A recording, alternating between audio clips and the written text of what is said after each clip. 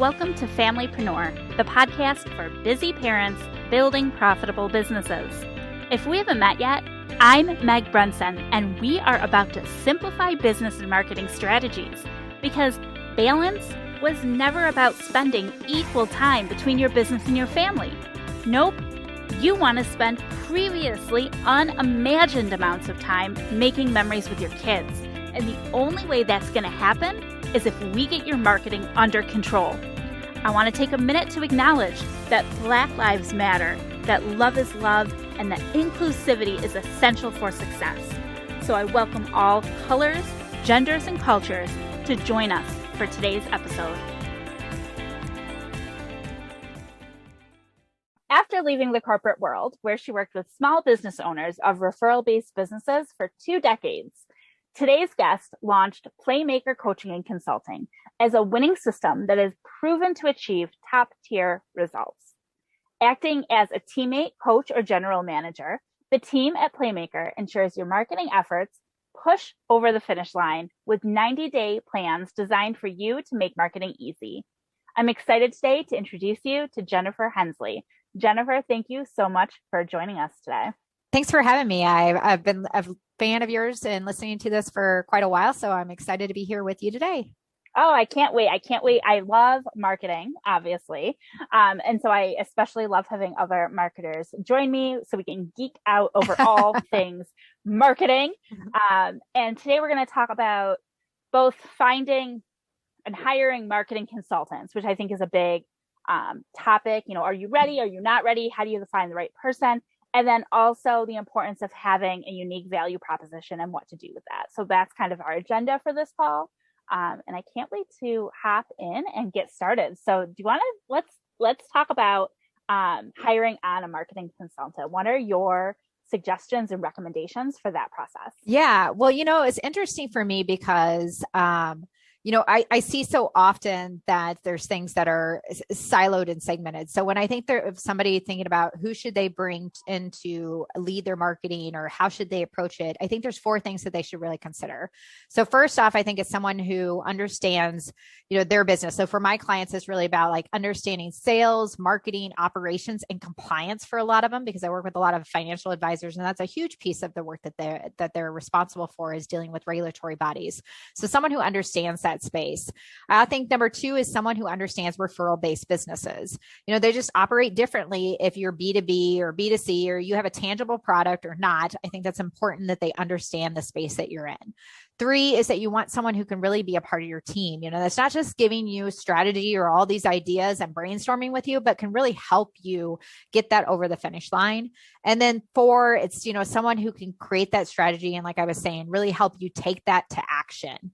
So that you don't just have all these things being siloed. I mean, one of my clients that I work with, this law firm, it's been really interesting because when I first started working with them, they had somebody, doing social media for them. Then they were doing a whole bunch of advertising on TV, and then they were doing some speaking engagements, and everything was completely siloed. There was no overarching message or approach to any of it. And that's really what I love doing for my clients, is helping to bring it together and say, what should we be doing and how do we get started with it in the way that makes the most sense for what your business goals are? Yeah, keeping it under a similar umbrella, like that concept of having an umbrella and everything else happening underneath it. I think even for smaller businesses, you might be on Instagram and Facebook and TikTok, but every one you're doing something different. And so it's figuring out how to keep it all working towards the same goal. Right. That, what are your goals? What are you trying to really accomplish? And then going into how are you going to use different marketing strategies or solutions to help you with that? Not starting with like, oh, I just want to do Facebook ads because, well, so-and-so else is doing that. Like, does it make sense for me? And am I trying to just create awareness, or am I actually trying to build a community? Let's really start there and make sure you have a strategy, but build it over time, because we know, at least most of my clients, I mean, they're early growth. They don't have a lot of team members. They're dealing with kids and family and are trying to keep it all afloat right now. We need to right size it, but give them a system that they can create some consistency and then build on it as they go. And I also love that you pointed out having I can't remember exactly how you said it, point one, but like having a niche, finding somebody that's in your niche that understands your business. Like you may know somebody, and you just mentioned Facebook ads. You may know somebody who runs Facebook ads, but if they run Facebook ads for e-commerce and you're a service-based business, they may not be the best person for you. Or, we can come up with an endless amount of examples. So it's finding somebody who really knows your niche, knows your business, is aligned with your values. We talk a lot about value alignment, things like that. So I love that you mentioned that too. I think that there's lessons there for people wanting to outsource, and also for people who are listening who may be in marketing themselves and haven't quite niched down. Like you need to niche down who you want to work with so that you can find the perfect clients for you. Yeah. I mean, for me, it was a lot of discovery myself because the reason that my business is called Playmaker Coaching and Consulting was because, I always felt like I was somewhat the generalist in my corporate space. I worked in all these different spaces from, staffing and operations to compliance to marketing. And it was like, what's my niche exactly? And what I ended up discovering that was for me, what I actually did on the playing field, because I've always played sports and I still actually get to play a little bit of soccer today, is,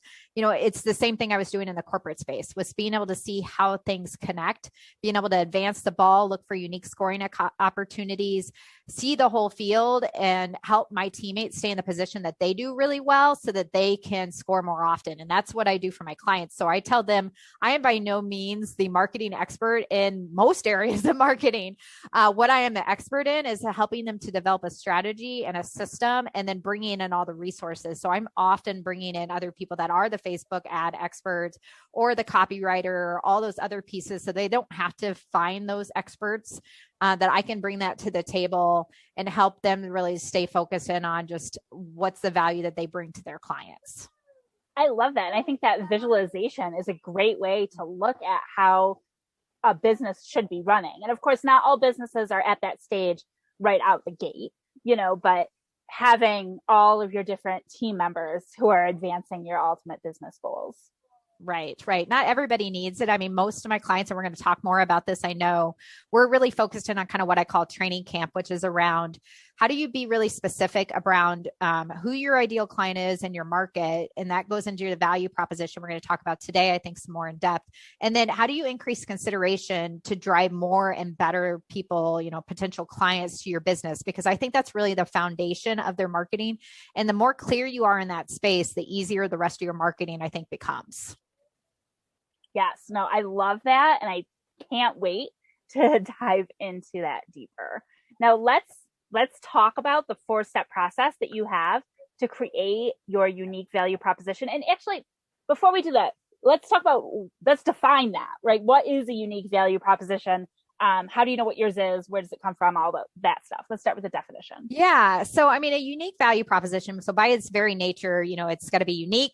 It's got to communicate value and a proposition in a concise way. So I often even start with people just kind of even asking them, like, how do they feel like they're doing around that? Or where do they struggle most? Is it like trying to figure out like what's unique about you? Is it trying to really phrase things on like, what's the value? What do people get for their money? Or the saying in a concise way? And oftentimes they're either in a space where they're like, it's all of those, or it's really a lot of times about the unique. Like they know that they're bringing value. They feel pretty good about the value they bring, but they don't know like what's different, especially with a lot of people I work with. It's all like, peace of mind. It's like, yeah, well, everybody says that, or, right. I'm a trusted resource. It's like, well, those are kind of givens to a degree anyway. What sets you apart, elevates you from other people. So what we really do is talk about, does it meet the 7 C's test? So we want something that makes sure that it's client-centric benefit first and foremost, because different is always better than better. But it's got to be about the benefits that you provide, not the features. And we tend to talk about the features that we provide, versus really it is the peace of mind, but you don't want to say peace of mind. It's the comfort level that you provide. It's the time savings. It's the other pieces that you're really providing that are important to bring to mind. So client-centric benefit. The second C is that it conveys emotion. It can't just be all like numbers or something without any feeling. You want to strike a chord with somebody that they can feel like they can really connect with you authentically. It needs to be concise. Otherwise you are going to lose people.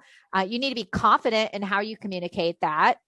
or your team members, if you have other people representing your team, that they can communicate that confidently as well, which also goes to the consistency of it, that no matter it's a different team member communicating it, or if somebody's going to your website versus social media, it all feels in alignment there. It's clear, and you can make it conversational, so that you can take something from how you articulate that in your value proposition on your website. It's going to be different than how you articulate it in kind of your elevator language and that shorter, kind of pitch. So you need to be able to flex with that, but in every situation, that same theme kind of comes through. So we really talk about, how can you make sure that it's really strong in all those areas? And a part of the process, we'll talk about how they use that to make sure that they're validating that and making that even better as they go. Awesome. I think that's a great definition. I think in a simple way, what I like to ask people is just what sets you apart. Like, that's what you know what I mean? Like, what sets you apart from other people in your field and what makes you unique? That's what you were just outlining. Yeah, exactly. And what can you do for me? Yeah, right. Exactly. But that client-centric piece, I think, and I love all the C's. I love like alliteration and little tricks and things like that. So perfect. So what is your 4-step process for creating a unique value proposition if you don't have it or you're not confident in what you think it is? Yeah. So we break it down. It's really simple, actually. We start with, we're going to identify, what your value proposition is. Then we're going to develop it. We're actually going to start to build it out and write it out so that we can start to communicate it. Third step is we're going to test and refine that. And then the fourth step is really implement and continue to review over time as well, so that it's never set in stone. It's not something that you have to feel like, okay, I've got to figure this all out, have it perfect, and then it never changes. We know the business is going to change. What market you work with is probably going to change as you're in business longer. You get more clarity on that. As much as we want to try to start niche, most people do it the opposite way, where we start with like several markets and then we get more niche. So we know it's something that you got to continue to come back to, and we'll get more clarity on it the more you get more comfortable with it and the more you use it. But really, those 4 simple steps is all it takes to really get you in a great position to start to really have more clarity and confidence in what your value proposition is. Man, and I feel like you're speaking right to me. If you knew how broadly I started my business journey, so broad. And even I niched it down, but that changes over time. I mean, we're people and we change and our business changes. And so I think that 4th step is probably one that people just miss. I can't tell you how often I'll go back to my stuff and be like, oh my gosh, I haven't updated that in forever. So being able to add that in to your process. Yeah. And I mean, inevitably, you're going to have maybe different people supporting your business as well over time. And, when people come on, they're just making it their own. And before long, you might realize like everybody's talking about this a little different. Does it feel consistent? Because I mean, certainly we have our own personalities, but does it feel consistent in alignment, or is it all of a sudden like we are not selling the same brand? And you don't want that to happen. You want to make sure that promise that you're conveying to your clients or potential clients that that is consistent and everybody's on the same page about what that is. Now, could you give us an example, whether it's your business or a generic example of what a value proposition should sound like? Because I feel like there's not necessarily an exact formula, or maybe there is, and you'll shock me. Yes. So I'll tell you a little bit more about the process and then give you a couple examples and everything of kind of what that comes to light. And like I said, it's going to vary a little bit based off of where you're using it, how, it's not necessarily like your tagline, but kind of in essence, what some of it boils down to if you're to try to more succinctly communicate that. So when we talk about identifying your value proposition, that first step, what we do as part of that is actually reach out to existing clients and get feedback from them and go through a discussion with them of what are all the points that what is the value that you provide to them? How is their life different? Go through a series of questions. And often in the beginning, they'll say the typical things too, like that. It's like, oh yeah, well, they just really helped me. They're, I feel listened to, they're trusted. But as you talk with them, you start to uncover the things that's like, oh, that's a little different. Like, that's interesting, because everybody does have something that's interesting. Even if we don't think we do, there's something there. So that's part of it. And then we also do a brainstorm with you and your team to really uncover from you, what do you feel like is a little bit different, or how do you think you set yourself apart? Work through all of that, because once again, sometimes you might think like, well, I just do the same thing everybody else kind of does, don't I? But it's like, no, there's some probably unique ways in terms of how you're communicating things, or resources you use, or just your style, your personality and stuff that will help us to put that together. So we go through all of that really brainstorming and fact-finding process to articulate it. And then we develop it. That's when it's really like the pen and paper, like I said, of like, hey, here's all the themes we heard about who you are as a person that's unique, that really adds value, how your company operates, and how the problems you solve. And we'll put that and develop and I usually start with my clients on the website.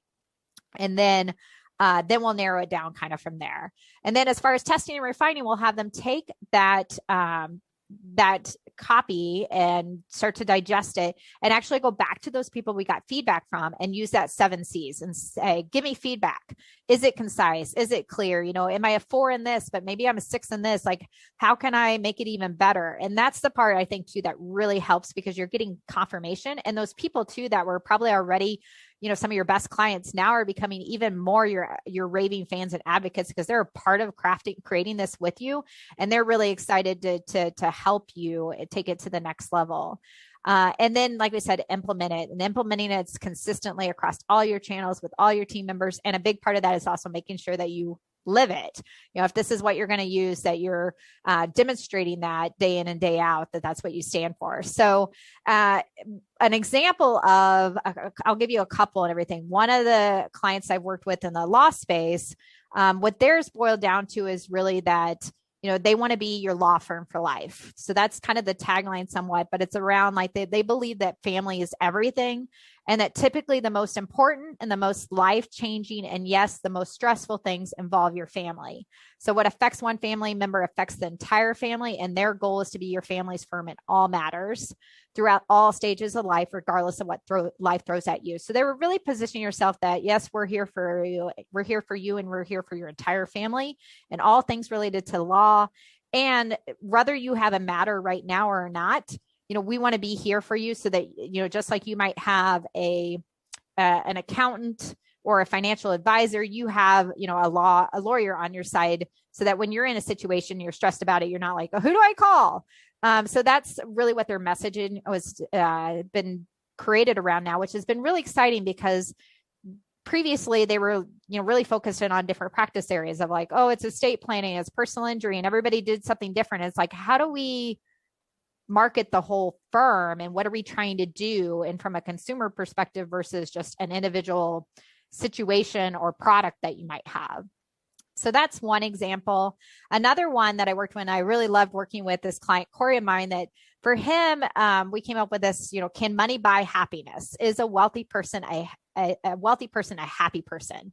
So his thing was get the answers that solve the happiness economics equation, and really live the happiness you deserve. And there's definitely some more context around both of these, but that was kind of the nut of, the essence of his message. Was it's really around, he want to make sure that from a financial perspective, how does your finances really lead to happiness or connect to your happiness? So those were a couple examples. One of my favorite things to clients to work with is a part of this. When we talk to the clients, we actually get testimonials, because it was like, hey, we're talking with them, they're giving us all this great stuff at the same time. Why don't we document these and get testimonials? It makes perfect sense.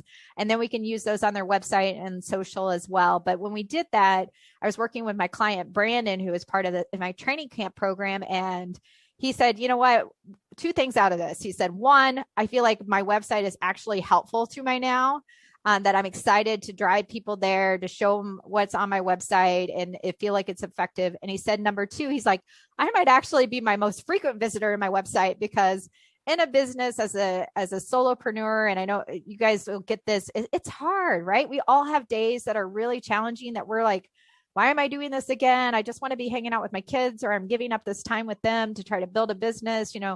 when you can go out there and you can see those testimonials and all the amazing things that people are saying about the impact you're having on them, it makes it so much easier to take that next step and keep moving forward. And he said that was one of the biggest things that for him that stood out was not the confidence necessarily that he just even got by knowing and what his value proposition was, but by getting all those testimonials that really demonstrated it real life. Just that continual conviction that he was doing what he was supposed to be doing and could keep moving forward in his business. I mean, that means a ton to me, and it was so great to be able to help him with that. Thank you so much. Thank you for dropping a couple examples. I love how you outlined that it could be like that. There's like a thread that goes through it, but it could be short and concise, like a tagline. And then there can also be like a deeper story behind it. So whichever way you like to work, you kind of break it down in different ways like that so that it is present across all platforms and whatnot. Now, I do have a question about I love the concept, the interview process with like clients. Is there like a number that you recommend? So for those people who are in like their first year of business, especially if they're a service-based business or, they work with higher end projects, so they may only work with, 3 or 4 people a year.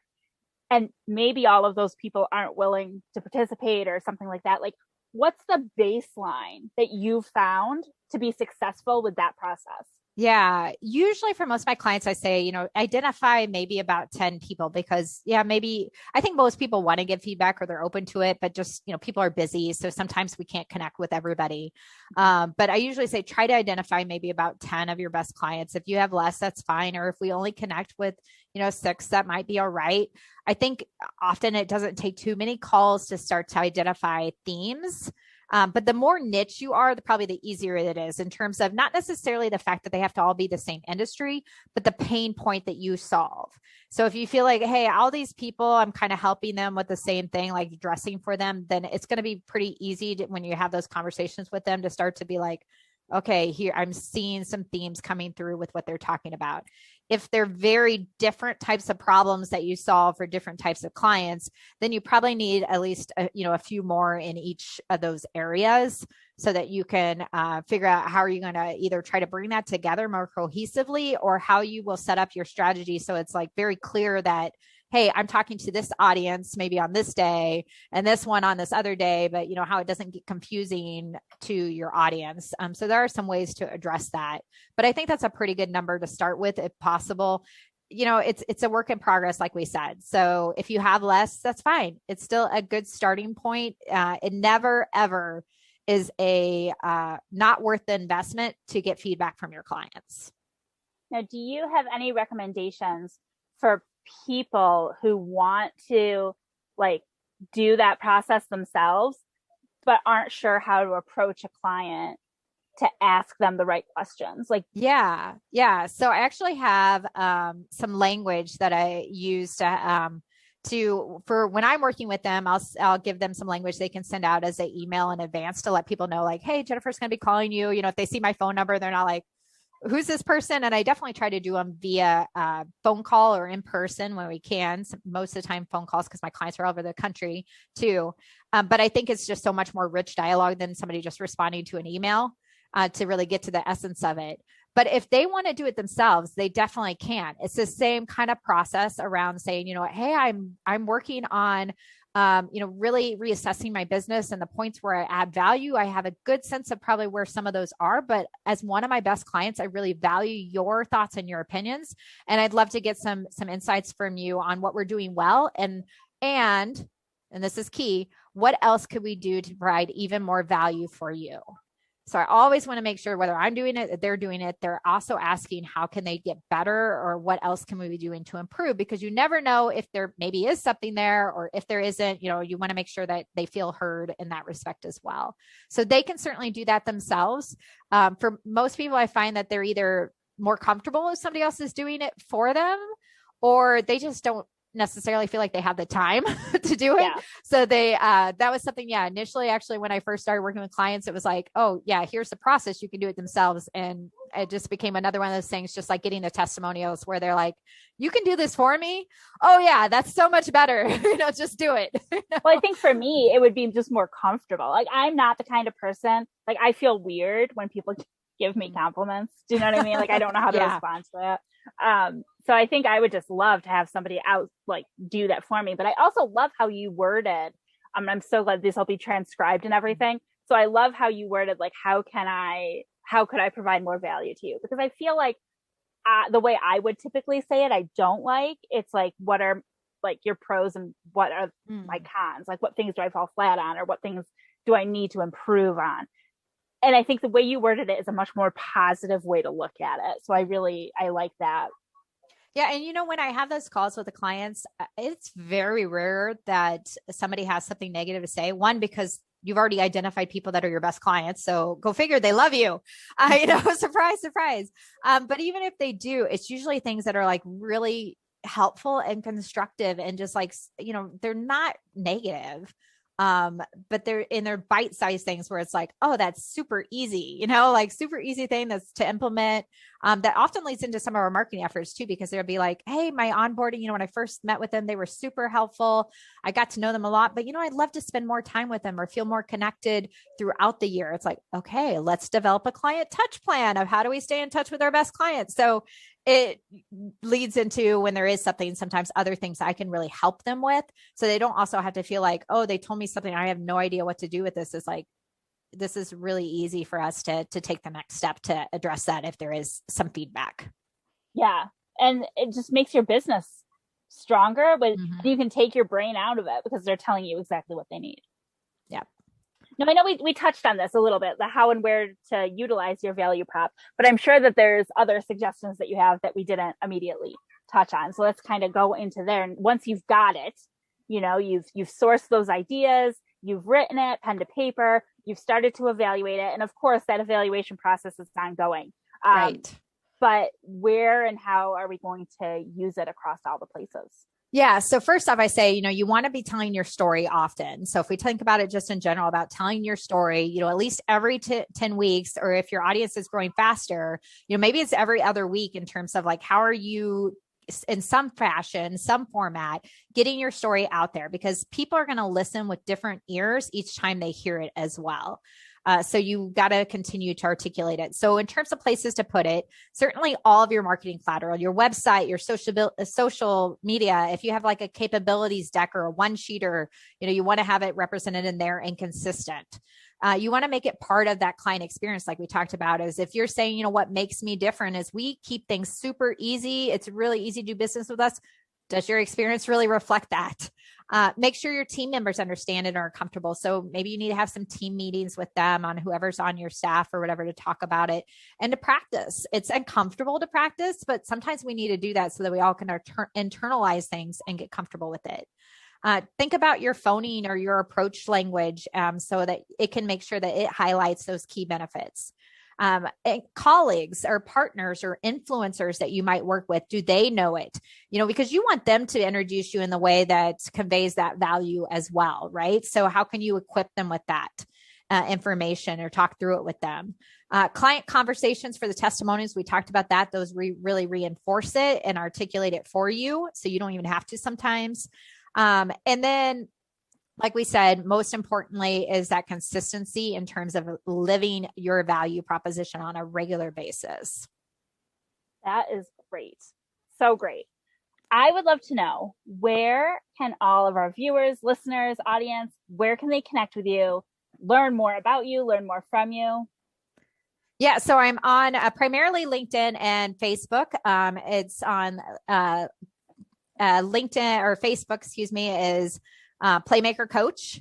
So you can find me there. That's probably where I'm most active. And then also my website is playmakercoach.com. I had to think about it for a second.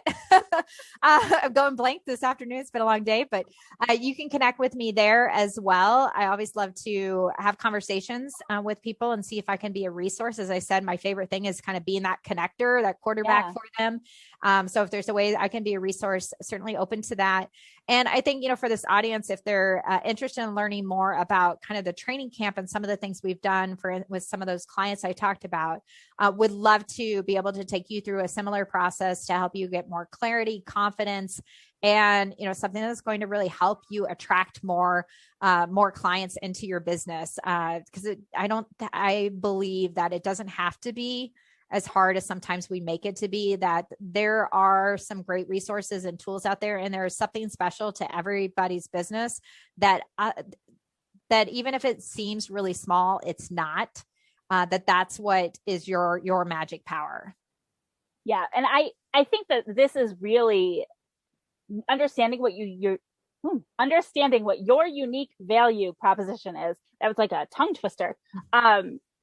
Is key. Like, it really is key, because there are a lot of people who do what you do. No matter what it is that you're offering, there are other people who do what you do. So you have to know what sets you apart. And that's what's going to influence somebody to work with you over working with your competition, which I'm putting in quotes, because I believe that there's people for everybody. But being able to understand and articulate and live, like you said, through your unique value proposition is really what's going to be the key to getting you business. That's definitely what I completely agree. And, one thing I have for your audience, for the audience today too, is that a 10 question self-assessment to really make their value proposition pop. So we'll make sure that they have the information, I'm sure, to be able to get that from me. But it's things just even thinking about, like, if your ideal client was talking with their sibling or a friend, what would they say? What would be those couple sentences maybe that they're saying that you're like, ooh, ding, ding, ding, like they're a perfect client for me. What are those frequently asked questions you get? There's different things like that will really help you to pinpoint, even on your own, if you take the time to do it, what sets you apart.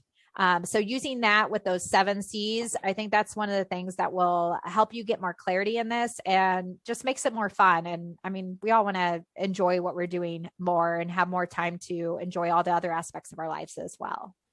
Well, I have loved this. I feel like, it's a good episode because I'm sitting here going, oh, I need to revisit my value proposition. I need to do all these things. And we can talk. But that's how it's a good podcast, a good video training, because it just pulls you in. It's so much value. So thank you so much for taking time out of your schedule to be here today, to share all of this with us, and to help us as familypreneurs to improve our businesses so that we can be more present with our families without wasting time or money. Right. Yeah, my pleasure. It's great to be here. I love all the work that you're doing, and I know you're bringing on a ton of great resources and experts to this group that even for me has been tremendously valuable. So I hope that this can help a few other people as well. Oh, I'm sure it will. Thank you so much. That's it for this episode of Familypreneur. You'll find all the links mentioned and the show notes at megbrunson.com/podcast. Until next time, I'll see you over in the Familypreneur community. Bye for now.